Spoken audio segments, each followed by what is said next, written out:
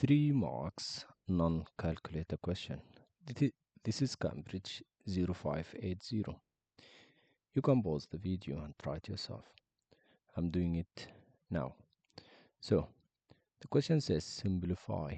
To simplify this, let's first factorize the numerator and factorize the denominator.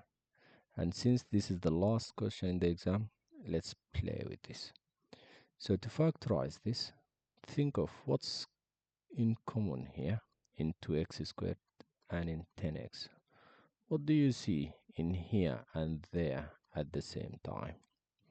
I can tell there is a 2 inside of this 10 because 10 is 2 times 5. So there is a 2 in common. And I can also clearly see x. So I'll take 2x outside. 2x. So what will be left if you take 2x from here? You will just have 1x left.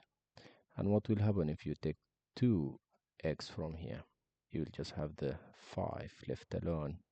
So this is the numerator. We finished. Now let's do the denominator. Let's do it in green.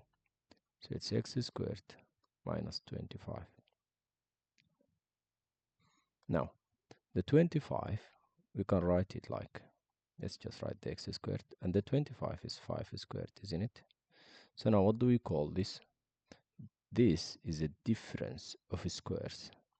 How do you factorize the difference of squares? It's easy. It's the first one, write it here.